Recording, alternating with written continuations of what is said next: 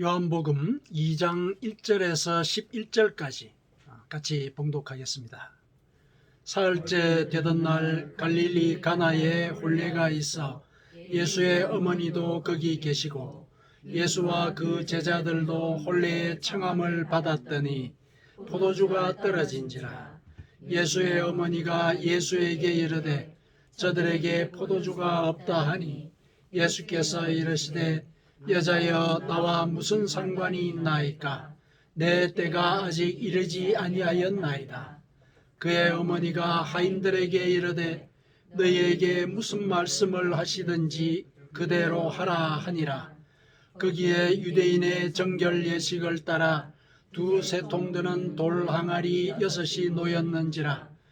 예수께서 그들에게 이르시되 항아리에 물을 채우라 하신즉 아기까지 채우니 이제는 떠서 연회장에게 갖다 주라 하심에 갖다 주었더니 연회장은 물로 된 포도주를 맛보고도 어디서 났는지 알지 못하되 물 떠온 하인들은 알더라.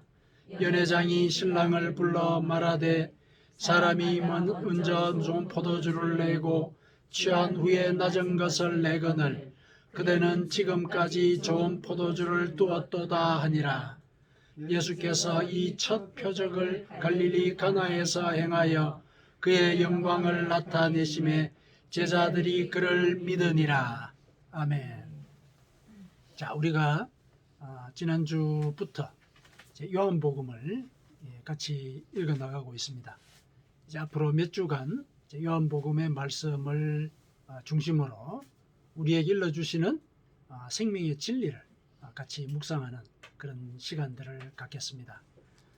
오늘은 이 본문에서 밝힌 바대로 예수님의 첫 표적과 관련되어 있는 이 말씀을 가지고 이 첫 표적이 우리에게 일러주고자 하시는 진리의 그 내용, 그게 뭔가, 또 어떻게 하면 우리가 그 진리가 주는 생명을 받아 누릴 수 있는가, 이것을 같이 한번 묵상해 보도록 하겠습니다. 요한복음 자체가 여러분들이 1장에서 쭉 읽어 보셨으면 아시겠지만은 하나님이 생명의 빛이시다, 그 사실을 알려주고자 하는 것이 요한복음의 목적입니다. 그러니까 생명의 빛이신데 인간들은 그걸 몰랐다는 거죠. 인간들이 어둠에 있었기 때문에 생명의 빛이 도래한 것을 몰랐다. 그래서 사도 요한이 이제 생명의 빛이신 예수님과 관련되어서 무엇이 생명의 빛인가, 왜 이 빛은 생명을 살리는가, 그 내용을 일러준 그 모든 기록들이 바로 요한복음인 것이거든요. 그래서 그것의 이제 첫 번째 표적에 해당되는 것이 이제 요한복음 2장 오늘 본문인 것입니다. 자, 본문의 내용을 한번 살펴보겠습니다. 여러분들이 많이 들어봤고 또 여러 번 이제 읽어보신 그런 내용이죠. 예수님께서 갈릴리 가나의 혼인잔치에 참석하셨는데 사실 포도주는 그 혼인잔치의 흥을 좌우하는 일종의 그 생명력과 같은 것이죠. 잔치의 핵심이죠. 근데 그 포도주가 떨어졌단 말이죠. 포도주가 떨어졌다. 그러자 예수님의 어머니가 예수님께 와서 포도주가 떨어졌다, 이렇게 일러주었죠. 그랬을 때 예수님께서 여자여 나와 무슨 상관이 있나이까? 내 때가 아직 이르지 아니하였나이다, 이렇게 답을 하지요. 우리가 이 기적과 관련되어 있는 내용을 읽을 때 이 표현에 대해서 상당히 마음이 좀 불편해하는 그런 경우들이 꽤 있지요. 그러니까 어머니께서 그렇게 말씀하신 것은 아마도 이 혼인 잔치집과 뭔가 가족적인 연대를 해야 되는 책임이 있는 그런 관계였을 가능성이 있죠. 그냥 잔치집에 와서 포도주가 떨어졌는지 안 떨어졌는지 하객으로 왔다면 모를 일이잖아요. 그런데 어머니가 와서 그 얘기를 알리는 걸 보니까 어머니, 그러니까 예수님의 가족과 이 혼인집과는 뭔가 이 잔치의 성세와 관련되어서 함께 책임을 져야 되는 그런 가족적인 아주 밀접한 그런 관계가 있는 집이라는 걸 우리가 짐작을 할 수가 있죠. 어머니가 와서 야, 포도주가 떨어졌단다. 아들한테 얘기하는 거야. 아들한테 얘기하는 이유가 뭡니까? 아들이 메시아로서 이 일을 해결할 것이다. 어머니는 알고 있었거든요. 알고 있었기 때문에 이제 그렇게 얘기를 했습니다. 그런데 대뜸 예수님이 그 어머니의 말씀을 듣고 한다는 얘기가 여자여 이렇게 얘기를 하는 거예요. 여자여라고 부르면은 상당히 거리를 둔 얘기잖아요. 제 3인칭으로서 이제 이런 부르는 이런 내용인데, 그런데 성경을 쭉 읽어보면은 예수님께서 다른 여인들을 부를 때도 여자여 이렇게 부르셨어요. 여자여. 이제 사마리아 여인을 부를 때도 여자여 이렇게 부르셨고, 막달라 마리아를 부를 때도 여자여 이렇게 부르셨고, 그 다음에 수로보니게 부인, 귀신 들린 딸을 데리고 와서 예수님께 고쳐달라고 얘기했던 그 여인이 있죠. 그 여인을 부를 때도 여자여 이렇게 부르셨습니다. 그러니까 여자여라고 부르신 이것이 뭔가 불경스러운 이런 의미가 아닌 것이죠. 그때 예수님은 당신을 인자라고 부르셨잖아요. 사람의 아들이다 이렇게 부르셨잖아요. 그러니까 어떤 면에서 보면은 그 명칭 자체가 그 존재의 본질을 표시하는 그런 어떤 호칭일 수 있거든요. 예수님 스스로를 사람의 아들이다, 인자다 이렇게 부르신 걸로 봐서 여인, 특히 이제 어머니나 또 당신을 따르던 그런 여인들에 대해서도 여자여라고 이렇게 부른 것은 아마도 서로 간의 어떤 본질적인 관계를 전제한 그런 호칭이 아닐까 이런 생각을 해봅니다. 물론 이제 명확하진 않은데 어쨌든 이 여자여라는 말이 어머니에 대해서 좀 이렇게 불경스러운 그런 표현인 것은 아니라는 거, 그거를 이제 기억을 하시면 좋겠습니다.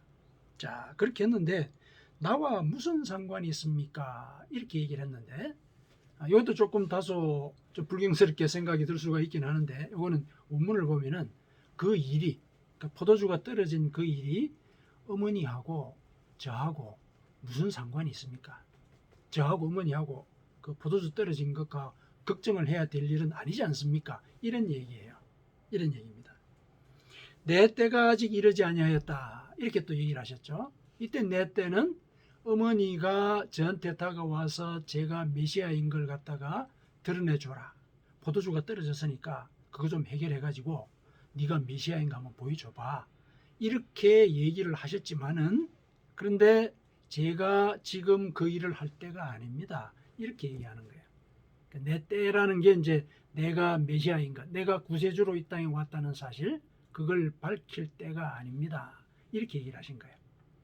근데 조금 있다가 포도주를 만드셨잖아요. 포도주를 만드셨거든요. 조금 이제 모순이 있는 듯한 생각이 드는데, 그건 무슨 말이냐면은 포도주를 만드는 그 행위 자체가 나를 구세주로 이렇게 밝히는 게 아닙니다. 포도주를 만들어내는 그 행위가 가지고 있는 의미, 그 의미가 저를 메시아로 밝히는 것입니다. 이렇게 얘기를 하신 거예요. 왜 이렇게 해석을 하느냐면은 이거는 이제 그 요한이 이 기적을 기술한 그 의도와도 우리가 상관지어서 설명을 해야 되는데, 우리가 어떤 기이한 일이 벌어지면은 그걸 기적이라고 얘기를 하잖아요. 그죠? 기이한 일이다. 야, 참 우리 이 세상에 없는 일이 벌어졌다. 기적이다. 이렇게 얘기를 많이 하는데, 요한은 그런 일을 표적이라고 얘기를 했죠. 그렇죠. 11절에 표적을 행했다 이렇게 얘기를 하거든요. 그러니까 이 원문의 이 원어들도 달라요.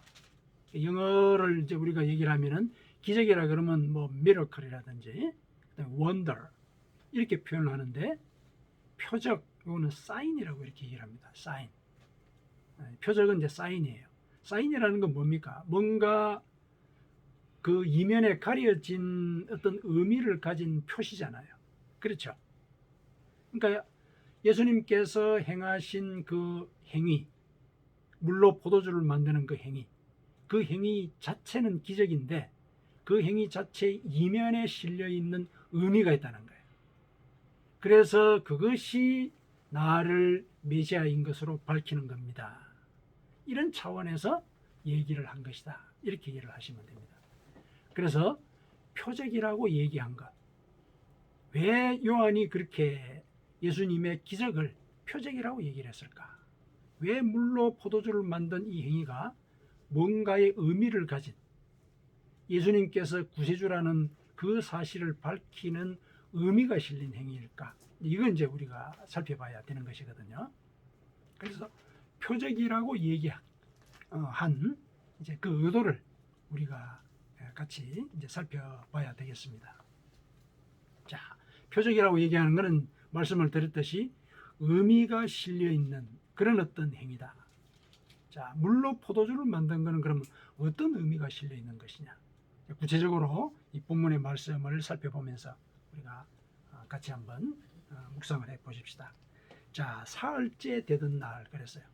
그러니까 이 본문에 나와 있는 이 기록들은 그 현상을 설명하는 사실적인 기록이기도 하거니와 그 이면에 의미들이 다 실려 있는 그런 말이기도 하다는 것, 이걸 전제로 합니다. 표적이라고 얘기를 했기 때문에. 자, 사흘째 되던 날 그랬어요.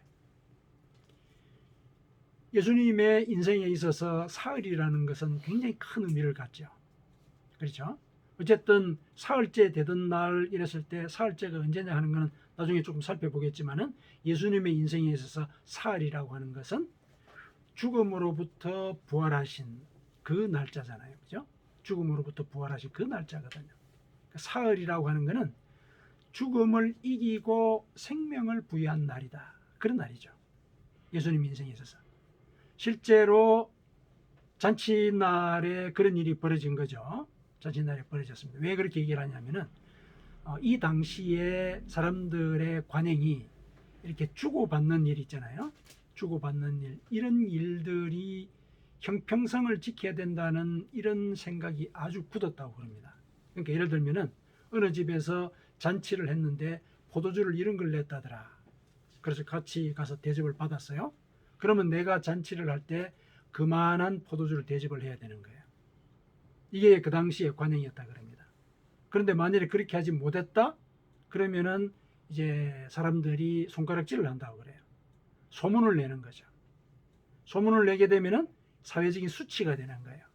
그 집의 가문의 수치가 된다는 얘기죠. 지금 우리 생각하면 뭐 그럴 수도 있지 하고 이해를 하는데 그 당시의 관행이 그랬다는 거예요. 그래서 뭔가 잔치가 벌어져서 이 집에서 A라는 음식을 내었다. 내가 가서 대접을 받았다. 그러면 내가 잔치를 할 때 A라는 음식을 대접을 해야 된다는 거예요.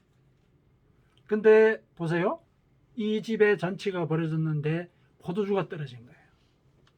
잔치에 포도주가 없다는 건 상상할 수가 없거든요. 근데 포도주가 떨어졌어요. 이거는 이 집안의 사회적인 수치가 도래할 일인 거예요. 어떤 면에서 보면 사회적인 죽음을 준비해야 되는 그런 위기의 순간이 다가온 거거든요. 근데 거기에 예수님께서 포도주를 공급하신 것이죠. 생명을 공급한 것인 것이죠. 잔치를 살렸을 뿐만 아니라 그 집을 살린 것이죠. 그렇죠. 사흘째 되던 날 그런 일이 일어났다. 이거는 예수님께서 인간을 살리시는 그런 일을 하실 것이다. 이런 암시, 이런 의미가 실려 있는 거예요. 그건 이제 표적이라고 얘기를 하는 것이죠. 그 다음에 물로 포도주를 만드셨죠. 새로운 물질을 창조한 거잖아요.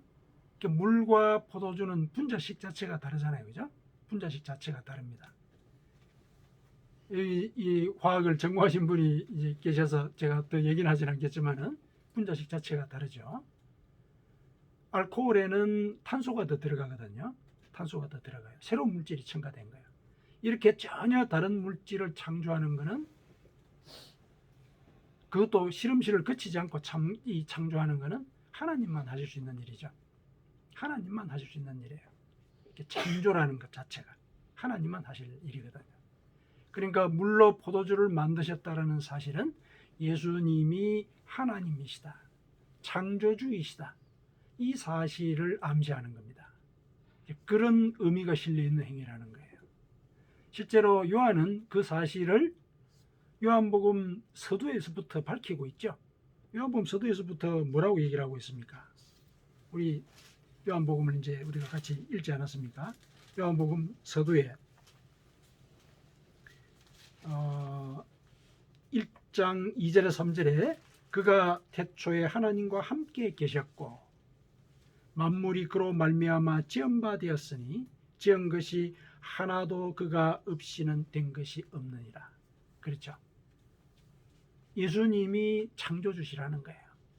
예수님이 하나님이시라는 거예요. 그 얘기를 먼저 밝혔잖아요. 그 사실을 눈에 보이게 실현한 것이 물로 포도주를 만든 것이라는 겁니다. 그래서 그 행위, 그 기적은 예수님이 하나님이시다라는 사실을 알려주는 표적이라는 거죠. 자, 그렇게 또 의미를 얘기를 해볼 수가 있습니다. 그런데 이 사흘째 되던 날에 대해서는 좀 더 설명을 또 부과를 해야 되는데, 물론 이제 사흘째 되던 날에 이제 이렇게 그 예수님께서 창조의 역사를 보이시고 당신이 하나님이신 것을 밝히셨잖아요. 그런데 이 창조주가 되신다는 것은 요한의 증거뿐만 아니라 사흘째 되던 날 그 말에도 예수님이 창조주시라는 사실이 암시가 되어 있습니다. 사흘째 되던 날 그랬을 때 이 사흘째 되던 날을 우리가 맥락을 따져서 살펴보면은 언제냐 하면은 이제 1장을 봐야 되겠죠. 1장을 보면은 예수님께서 빌립과 나다나엘을 제자로 부르셨어요. 그 일이 있고 난 지 사흘째예요. 그렇죠? 그 일이 있고 난 지 사흘째입니다. 그러면 그날 그 전에는 무슨 일이 있었습니까? 세례 요한의 두 제자가 예수님께 찾아와서 제자가 되었어요. 그렇죠? 그럼 또 그 전날에는 무슨 일이 있었습니까? 그 전날에는 세례 요한이 예수님을 직접 뵙고 보라 세상 죄를 지고 가는 하나님의 어린 양이로다 하고 이렇게 소개를 했어요. 예수님의 사역을 소개를 했어요. 왜 이 땅에 저분이 오셨고 저분은 세상 죄를 씻어내실 구세주이시다. 직접 소개를 했어요. 그리고 그 전날, 사실은 이제 첫째 날에 해당하죠. 그 전날은 무슨 일이 있었느냐? 세례 요한이 예수님에 대해서 설명을 해요. 생명의 빛이 너희 가운데 임할 것이다. 그런데 사람들은 어둠에 있었기 때문에 그 생명의 빛이 도래한 것을 몰랐다. 그렇게 얘기를 해요. 그런데 그 빛이 너희들에게 온 것을 내가 알릴 것이다. 나는 그 빛의 사자다. 이렇게 자기를 또 소개하죠. 자, 그렇게 따져보면은 세례 요한이 자기가 예수님의 사자라는 사실을 밝혔던 그때가 사실 첫째 날이에요. 첫째 날이거든요. 첫째 날이고 둘째 날 예수님을 직접 배웠고 그래서 구세주이신 것을 직접 밝혔고 셋째 날에는 세례 요한의 두 제자가 예수님께 와서 제자가 되었죠. 넷째 날에는 빌립과 나다나엘이 제자가 되었죠. 그리고 그 일 후에 사흘째 되는 날이에요. 그러니까 7일째 예수님께서 이 땅에 오신 구세주다라는 소개가 있은 지 7일째 잔치가 벌어진 거죠. 그렇죠? 잔치가 벌어진 거예요. 자, 성경에서 7일이라고 하는 것은 또 어떤 의미가 있습니까? 하나님께서 창조 사역을 다 완수하신 그날이죠. 그렇죠. 그때 하나님께서 쉬셨다. 이게 창세기 1장에 나오는 내용이잖아요. 왜 쉬셨습니까? 창조를 다 마쳤는데 창조를 다 마친 그 이유 또 창조의 사역이 다 끝난 그 뭐냐? 결국 창조하신 그 근본 목적은 인간이 이 땅에서 생육하고 번성하고 충만하도록 만들기 위해서 창조를 하신 거잖아요. 그렇죠. 7일째 되는 날은 인간이 생명을 즐기면서 번성하면서 살 수 있는 조건이 완결된 그런 시점입니다. 생명이 살아갈 수 있는 조건이 완결된 순간이 7일째라는 얘기죠. 그 7일째 잔치가 벌어진다는 거죠. 그래서 이 물로 포도주를 만드신 이 잔치는 이 날짜를 보더라도 구세주가 이 땅에 임하신 것, 죽음이 물러가고 그곳에 생명이 임하는 사건을 암시하는 것이라는 거죠. 그래서 이 첫 번째의 기적, 이것은 하나님께서 예수님을 이 땅에 생명의 빛으로 보내셨고 그 생명의 빛이 구체적으로 확인이 되고 증거되는, 증명이 되는 그런 순간이었다는 것. 그래서 이것을 요한은 첫 표적이다, 예수님이 생명이 되신다 라는 사실의 첫 표적이다, 그것을 알려주는 첫 번째 기적이다, 이렇게 얘기를 한 것이죠. 자, 그렇게 해서 이제 우리가 요한이 뭐를 얘기를 하려고 했는가, 내용상 맥락은 우리가 파악을 할 수 있게 되었습니다.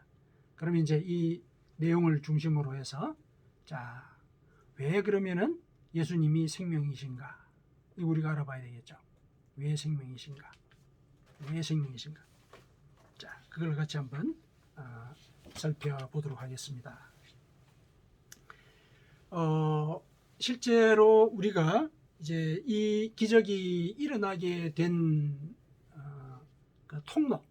그 통로를 볼 때 하인들이 어머니께서 일러주신 대로 예수님의 말씀을 그대로 순종을 했죠.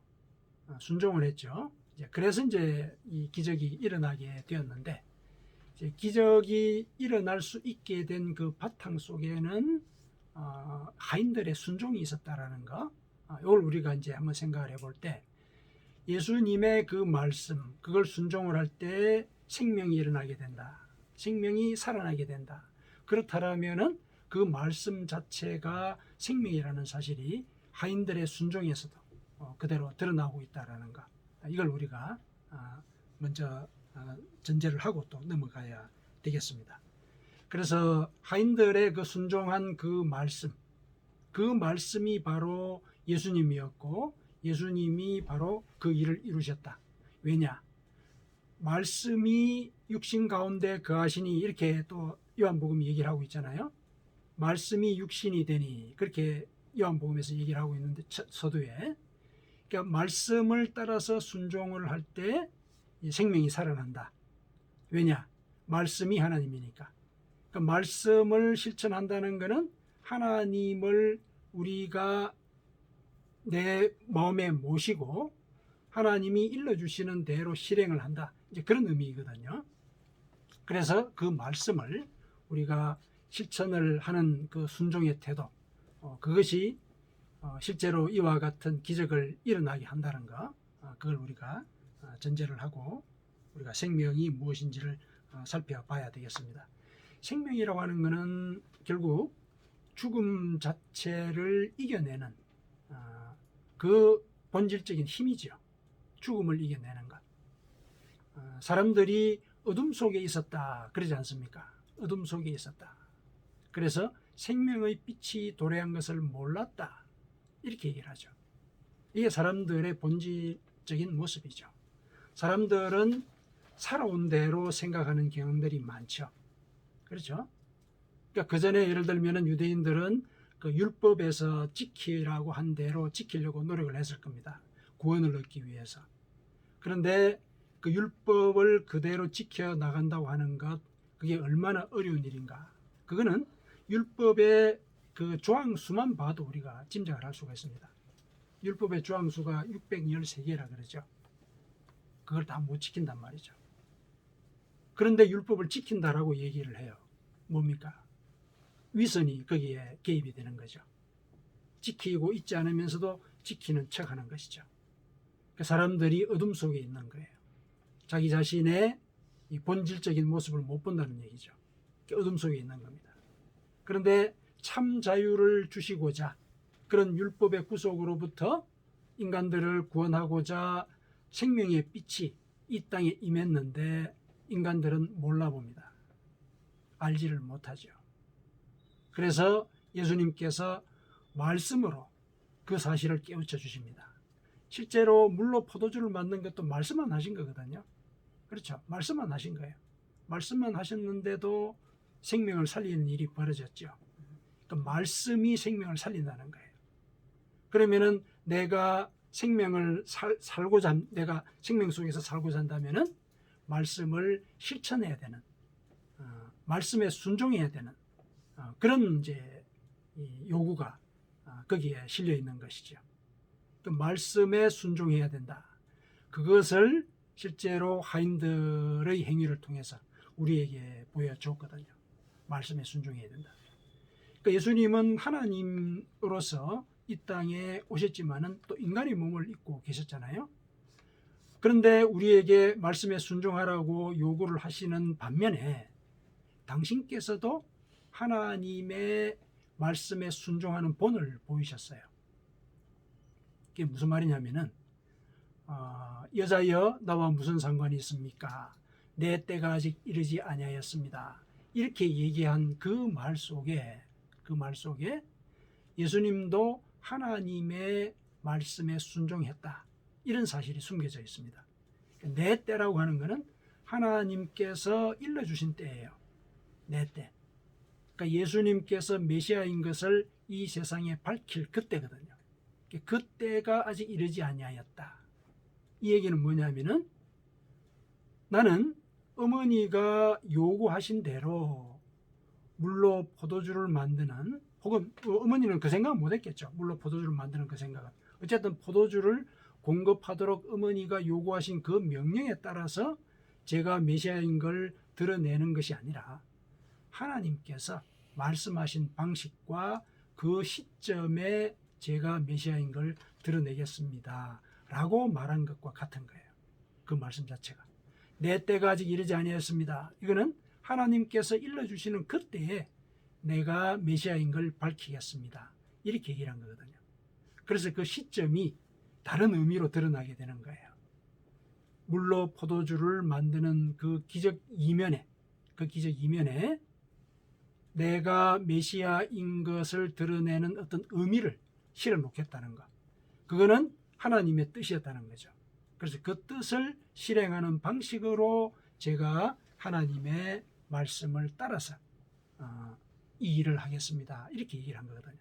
그러니까 예수님께서도 하나님의 말씀에 순종한 것을 먼저 본을 보이셨고, 그리고 이제 하인들에게 그렇게 순종할 것을 얘기를 했죠. 그런데 이 하인들이 순종을 했어요.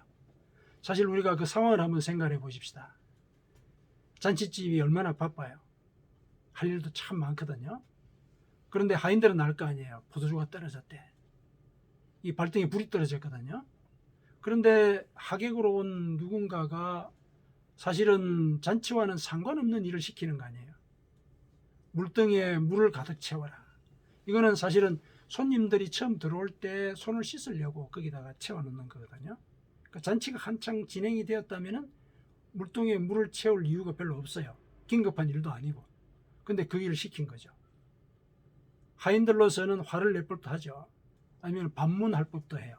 아니, 도대체 왜 이런 일을 시키는 거야? 안 그래도 바빠 죽겠는데. 그렇죠? 그런데 하인들은 그런 얘기를 하지 않았습니다. 예수님이 하라고 하신 대로 한 거죠. 아구까지 다 채웠죠. 그리고 떠다 줘라, 연회장에게. 그랬더니 그대로 시킨 대로 한 거예요. 그랬더니 물이 포도주로 바뀌었습니다. 기적이 일어난 것이죠. 그러니까 순종을 할 때, 하나님의 말씀에 순종할 때, 예수님께서 하라고 하신 대로 할 때 이와 같은 기적이 일어나는 것이거든요. 그래서 우리가 생명을 얻고자 한다라고 한다면은 우리는 예수님의 말씀에 순종하는 그런 모습을 갖춰야 된다.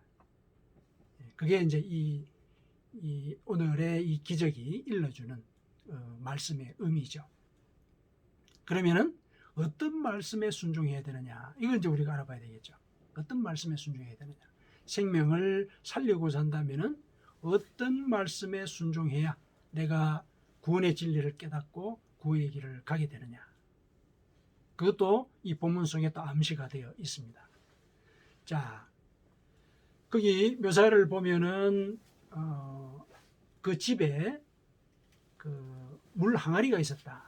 그런데 그 물 항아리에 든 물은 유대인의 정결 예식을 따라서 준비된 것이다, 이렇게 얘기를 하죠. 정결 예식이라고 하는 것은 뭐냐면 유대인들은 이제 어디 나갔다 오면은 손을 꼭 씻습니다. 뭐 우리도 물론 그렇지만은 그 당시에는 이렇게 수도 시설도 제대로 되어 있지 않잖아요. 그리고 그 지역은 먼지가 많단 말이죠. 그래서 항상 어딘가 갔다 오면 손을 꼭 씻어야 된다. 이게 하나의 규칙이 되어 있었어요. 손을 꼭 씻어야 된다. 그리고 손님들이 그 집에 방문을 할 때도 꼭 손을 씻도록 물을 내주는 것, 이건 하나의 예법이 되어 있었어요. 그러니까 꼭 씻어내는 것. 손을 씻는다. 이거는 유대인의 정결 예식에 따라서 그런 일을 행하는 것이기는 하지만은 이 행위 뒤에도 의미가 실려 있죠. 손을 씻는다. 이거는 죄를 회개한다. 이런 의미가 뒤에 실려 있는 것이죠. 죄를 회개한다. 예수님께서 뭐라 그러셨어요? 그 물동이에 물을 채워라 그러셨죠. 손을 씻을 물을 채워라 그랬거든요. 그랬더니 하인들이 아구까지 채웠다 그랬습니다. 이거 뭐냐면은 회개해라. 회개를 하도록 성령께서 마음에 자극하는 때까지 끝까지 회개해라. 그런 의미가 그 뒤에 실려 있어요. 회개해라. 손을 씻으라는 얘기는 회개하라는 얘기인데, 이 물동이 끝까지 아구까지 차 있는 그런 물을 가지고 손을 씻으라는 얘기는 끝까지 회개하라. 이런 얘기를 해준 거거든요. 그리고 떠서 갖다 줘라. 이렇게 얘기를 했죠. 떠서 갖다 줘라. 그 얘기는 회개했으면은 회개한 자로서 살아라. 회개를 실천해라. 이런 얘기를 하는 거예요. 회개를 실천해라. 그런 말씀을 일러주신 것이죠. 그 말씀을 우리가 지켜야 돼요. 그것과 관련해서 이제 바울 사도가 충분히 여기에 대해서는 설명을 다 했죠. 회개와 관련되어서는. 회개와 관련되어서 이제 바울 사도가 우리에게 일러준 그런 말씀이 있지 않습니까? 바울 사도가 우리에게 일러준 그 말씀은 에베소서에 나오죠. 에베소서 4장에 구습을 따르는 그런 옛사람을 벗어버리고 성령으로 거듭나서 예수 그리스도와 하나님의 의와 진리를 따르는 새 사람을 입어라. 이렇게 얘기를 하죠. 그러고 난 뒤에 이어서 뭐라고 얘기를 합니까? 쭉 이어서 구체적인 설명을 합니다. 그렇게 새 사람을 입은 사람은 어떻게 살아야 되느냐 하면은 도둑질 하던 사람은 도둑질을 그만두고 네가 직접 일해가지고 그 손으로 번 것으로 다른 사람의 일을 도와줘라. 회개를 실천하라는 얘기죠. 그리고 온갖 악한 말들을 했던 그것을 다 그치고 선한 말로 사람들의 영혼을 살리는 그런 일을 해야 된다. 이런 얘기를 해요. 에베소서 4장 25절 이하부터 32절까지 구체적으로 어떻게 살아야 되는가를 바울 사도가 우리에게 일러주고 있습니다. 예수님께서 이 첫 번째 표적을 통해서 일러주셨던 그 회개하라는 그 말씀의 구체적인 지침이 거기에 다 나와 있습니다. 그래서 오늘 이 표적을 통해서 우리에게 일러주고자 하시는 말씀은 예수님이 하나님이시다. 예수님이 하나님이신데 하나님으로서 우리에게 일러주시는 그 말씀을 순종할 때 구원을 얻게 된다. 그리고 그 말씀은 뭐냐? 회개하라는 거다. 회개하라. 우리의 지나온 삶을 돌아보고 하나님의 말씀에 비추어서 나의 옛날의 습관을 벗어버리고 나의 온갖 악한 생각들, 또 내 속에 품고 있던 쓴뿌리들, 이런 것들을 하나님 앞에서 다 드러내놓고 회개하는 것이죠. 그때 우리에게 생명이 임한다. 이렇게 물이 포도주로 변한다라고 얘기했을 때 이 포도주는 사실은 예수님의 피를 상징하잖아요. 피를 상징하거든요. 예수님께서 십자가에서 흘리신 그 보혈이 바로 우리에게 구원의 길을 여셨잖아요. 물이 포도주가 된다는 것은 물이 상징하는 회개, 그 회개가 보혈의 은혜를 끌어들인다는 얘기예요. 보혈의 은혜를 만들어낸다는 얘기예요. 그래서 회개할 때 우리에게 구원이 임한다라는 얘기를 이 표적이 얘기하고 있다라고 얘기를 할 수가 있습니다. 이렇게 회개를 이 표적에서 읽어내는 이유가 또 있어요. 이 표적이 있고 난 뒤에 예수님께서 성전 청소를 하는 표적이 또 나오잖아요. 성전 청소라고 하는 것은 뭐냐면은 제도권의 회개를 촉구하는 거잖아요.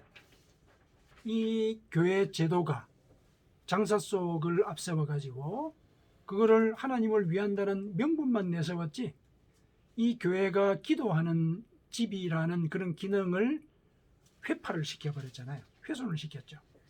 회개할 일이거든요. 그거를 예수님께서 당시 종교 지도자들에게 요구를 하셨잖아요. 그게 성전 청소한 의미거든요. 그거는 종교 지도자들에게 회개를 촉구한 행위였어요. 그래서 앞서 나왔던 물로 포도주를 만드는 그 행위와 연결이 되어 있는 겁니다. 물로 포도주를 만든 것은 개인에게 회개를 촉구하게 하신 그런 표적이고, 뒤에 성전을 청소하신 것은 종교 지도자들에게, 종교 제도권에게 회개할 것을 촉구하는 그런 표적이 해당이 되는 것이죠. 그래서 우리가 이 표적을 통해서 다시 한 번 더 기억해야 될 것, 회개가 내 생명을 구한다. 회개가 구원의 길이다. 내가 그리스도의 은혜 안에서 새로운 사람을 입어야 한다. 이것이 나를 구원의 길로 인도한다는 사실, 이것을 우리가 다시 한 번 더 명심을 하고, 그리스도께서 회개하는 자에게 주고자 하셨던 그 약속, 그것을 우리가 받아 누릴 수 있어야 하겠습니다. 그러니 우리는 말씀을 순종할 때만 진리를 깨닫게 되고 생명을 얻게 된다는 사실, 그것을 깊숙이 새겨야 되겠습니다. 아멘.